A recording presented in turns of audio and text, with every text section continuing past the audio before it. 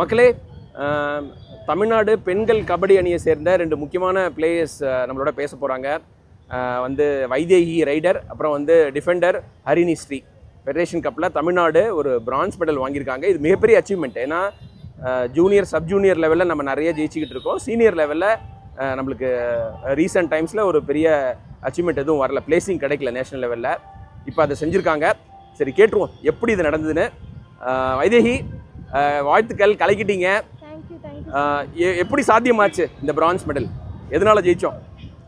Team effort தான் sir சொல்லணும். Team work. Okay. நீங்கள் போகும்போது நம்பிக்கையோட போனீங்களா, அதாவது மெடல் அடிப்போன்னு? நம்பிக்கை இருந்துச்சுங்க சார், ஆனால் 100% நம்பிக்கை அப்படின்ட்டு இல்லைங்க சார். என்ன காரணம்? டீமில் டிஃபென்ஸ் வந்துட்டு அந்த அளவுக்கு இல்லைங்க சார். ரைட் கார்னரே இல்லாமல் தான் சார் போகணும். அதனால கொஞ்சம் டீம் அந்த அளவுக்கு இல்லை. அஃபென்ஸ் மட்டும் இருக்கிறதுல ஒரு 6 பேர் 7 பேர் கிட்ட அஃபென்ஸ் மட்டுமே தாங்க சார். டிஃபென்ஸ் கம்மியாக தாங்க சார். அதனால கொஞ்சம் உங்களுக்கு நம்பிக்கை கம்மியாக இருக்குது. அப்புறம் நம்ம சீனியர் லெவலில் பெருசாக அச்சீவ் பண்ணாததும் ஒரு மனத்தடையாக இருந்ததா? ஆமாங்க சார். அது எப்படி நம்ம ஜெயிக்க போகிறோம் அப்படின்னு. அப்புறம் பிக்சர்ஸ் பார்த்தோன்னே கொஞ்சம் ஓகே, நம்ம பொசிஷன் போயிடலாம் அப்படின்ற ஒரு மைண்ட் செட்டே வந்துச்சுங்க சார். கலக்கிட்டீங்க. அப்புறம் அந்த சண்டிகர் மேட்ச் வந்து நம்ம ஜெயிச்சா மட்டும் பத்தாது, நல்ல புள்ளிகள் வித்தியாசத்தில் ஜெயிக்கணுங்கிற ஒரு ப்ரெஷர் இருந்தது. அதை எப்படி ஹேண்டில் பண்ணீங்க? முன்னாடி நாங்கள் ப்ரிப்பேராக தான் சார் உள்ளே போனோம். இத்தனை பாயிண்டில் வின் பண்ணால் தான் நம்மளுக்கு வந்து செமி என்ட்ராக முடியும் அப்படின்ற ஒரு கால்குலேஷனில் தான் சார் உள்ளே போனோம். ஓகே. நம்ம வந்து செமிஃபைனல் போகும்போது டீமோட மனநிலை எப்படி இருந்தது? எல்லாரும் எப்படி செலிப்ரேட் பண்ணீங்க? ஏன்னா முதல் முறையாக ஒரு மெடல் கன்ஃபார்ம் ஆயிருந்தது. அப்போது ஆமாம், எல்லாருமே பயங்கரமாக ஃபஸ்ட்டு வீக் முடிச்சோடனே எல்லாருமே பயங்கரமாக செலிப்ரேட் பண்ண ஆரம்பிச்சிட்டாங்க. அதுவே ஒரு ஹாப்பியாக தான் சார் இருந்துச்சு. ஓகே. நீங்கள் உங்களோட சொந்த ஊர்? கடலூர் டிஸ்ட்ரிக்ட். என்ன படிச்சிருக்கீங்க? எம்காம் படிச்சுட்டு இருக்கேன். எம்காம் படிச்சுட்டு இருக்கீங்க. எங்கே படிக்கிறீங்க? ஒட்டஞ்சத்திரம் சக்தி காலேஜ். உங்கள் பேரண்ட்ஸ்லாம் என்ன பண்ணுறாங்க? அப்பா அம்மா விவசாயம் தான் சார் பண்ணுறாங்க. ஓகே. கடலூர் பக்கத்தில் எந்த கிராமம்? நெய்வேலிங்க சார். நெய்வேலி. ஓகே. அப்புறம் நீங்கள் ரேடிங் நல்லா பண்ணீங்க. ஸோ இந்த வெற்றியின் மூலமாக அடுத்தடுத்தது நம்ம தமிழ்நாடு சாதிக்க முடியும் நம்பிக்கை வந்துருச்சா? கண்டிப்பாங்க சார். கண்டிப்பாக இருக்குங்க சார். இனிமேல் சீனியர் லெவலில் பயமே கிடையாது. இல்லைங்க சார். அடுத்து தூக்குவோம். கண்டிப்பாங்க சார். அப்புறம் உங்களுக்கு இப்போ வேலை வாய்ப்பு வேணுமா? அதை பற்றி என்ன நினைக்கிறீங்க? ஆமாங்க சார், வேலைக்காக தான் சார் இவ்வளோ தூரம் விளையாடுறது, கஷ்டப்பட்டு விளையாடுறது. அதனால ஒரு வேலைக்கு போகணும் அப்படின்றது. அதுவும் தமிழ்நாட்டில் கிடைச்சதுன்னா பெட்டர் நினைக்கிறேன். நார்த் சைடுன்றப்போ கொஞ்சம் பாலிடிக்ஸ் இருக்கும், தமிழ்நாட்டில் கிடைக்கிறப்போ கொஞ்சம் ஓகே. உங்கள் பேரண்ட்ஸுக்கும் அது சந்தோஷமாக இருக்கும் தமிழ்நாட்டிலே கிடைச்சிச்சுன்னா. ஆமாங்க சார். கூடிய சீக்கிரம் வேலையும் கிடைக்கும் உங்களுக்கு, கவலைப்படாதீங்க. Thank you sir. இந்த அச்சீவ்மெண்ட் உங்களுக்கு ஹெல்ப் பண்ணணும்னு நினைக்கிறேன். All the best. உங்களுக்கு பிடிச்ச பிளேயர் யார் பெண்கள் பிரிவில்? புஷ்பா ராணாக்கா பிடிக்குங்க சார். ஓகே. ஓவராலாக கபடியில் ஆண்கள் பிரிவு எல்லாம் சேர்த்து யாராவது பிடிக்குமா உங்களுக்கு? ரைடர், ஃபேவரட் ரைடர் உண்டா?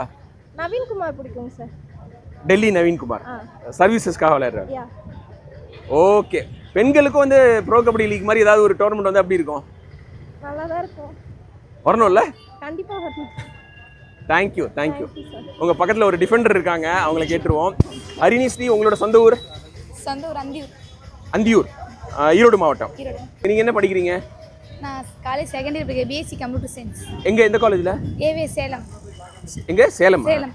ஓகே. நீங்கள் எப்போ கபடி ஆட ஆரம்பிச்சிங்க? 9th ஸ்டாண்டர்ட்ல. யார் என்கரேஜ் பண்ணா?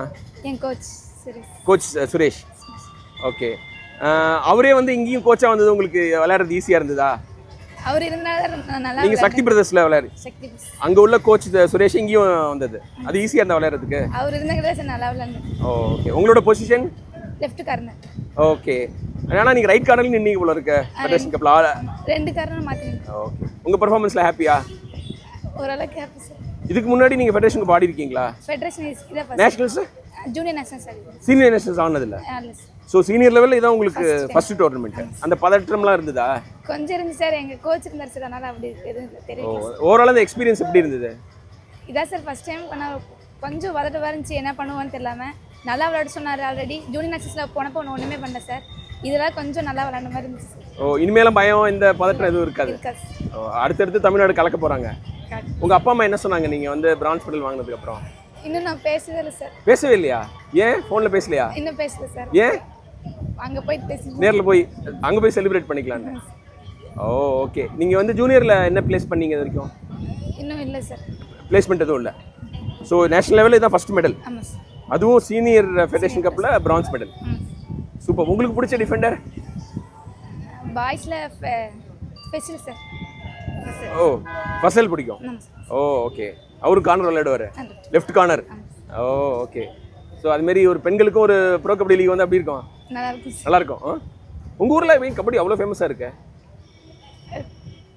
அப்படி கேட்டேன் சார். நிறைய பசங்க ஆடுறாங்கல்ல. அப்புறம் இந்த வெற்றியை பார்த்து நிறைய பேர் இன்னும் விளையாட ஆரம்பிப்பாங்களா? வருவாங்க sir. Okay, all the best Harinisri. நீங்கள் இன்னும் நிறைய வெற்றிகளை குவிக்கணும்.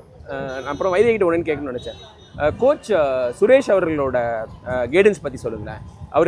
அவர் காமாக இருந்தாரா? காமாக தான் எப்படி உங்களை கைட் பண்ணாரு?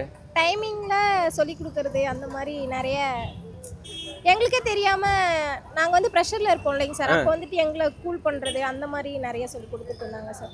ஓ, அவர் வந்து எல்லாரும் வந்து பதற்றப்படாமல் ஆடுங்கன்னு அந்த மாதிரி ஹெல்ப் பண்ணார். 2 மேட்ச் தோத்த உடனே, அதுவும் ராஜஸ்தானோட கொஞ்சம் க்ளோஸாக தோத்த உடனே கொஞ்சம் டென்ஷன் ஆச்சு எல்லாருக்கும். ஆமாங்க சார். அதில் வந்து சரி ஓகே பரவாயில்ல, நெக்ஸ்ட் மேட்ச் நம்ம வின் பண்ணால் செமி என்ட்ரு ஆகிறோம், எல்லாரும் நெக்ஸ்ட் மேட்ச்சுக்கு ப்ரிப்பேர் ஆகுங்க, இந்த மேட்ச்சை விட்டுட்டு அப்படின்லாம் சொன்னாங்க. போனது போட்டோம், அடுத்தது பார்க்கலான்னாரு.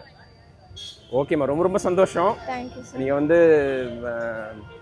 தமிழ்நாட்டு கபடிக்கு ஒரு அடுத்த ஒரு ஸ்டெப் எடுத்து வச்சுருக்கீங்க. Right, all the best. Thank you. Enjoy பண்ணுங்கள் இந்த வின்னை. 2 நாளைக்கு கபடி இல்லாத விளையாடாதீங்க, ஃபுல் ரெஸ்ட் தானே. இப்போ நீங்கள் எங்கே போகிறீங்க? கடலூர் போகிறீங்களா, ஒட்டச்சத்து போகிறீங்களா? வீட்டுக்கு போகிறோங்க சார். வீட்டுக்கு போகிறீங்க. அப்பா அம்மாவோட செலிப்ரேட் பண்ணிட்டு அப்புறம் திருப்பி காலேஜ் போகணுமா? எக்ஸாம் இருக்கா? எக்ஸாம் இருக்குங்க சார், செமஸ்டர் எக்ஸாம். எப்படி படிப்பீங்க? நல்லா படிப்பீங்களா? படிப்போம் அப்படி ஃபுல்லாக வந்துட்டு கபடி ப்ராக்டிஸ் அது மட்டும் தாங்க சார். மேக்ஸிமம் காலேஜே போக மாட்டோம் சார். ஓ, கபடி தான். ஹரினிஷ் எப்படி படிப்பீங்க? நல்லா படிப்பீங்களா? படிப்பேன் சார். படிப்பீங்க. ஓகே, ஏன்னா படிக்கவும் படிச்சிருங்க. ஏன்னா வந்து உங்களுக்கு கபடியில் வேலை கிடைக்கணும்னா, ஆஃபீஸர் வேலையெல்லாம் கிடைக்கணும்னா டிகிரி முடிச்சணும்ல. Right, all the best. Thank you.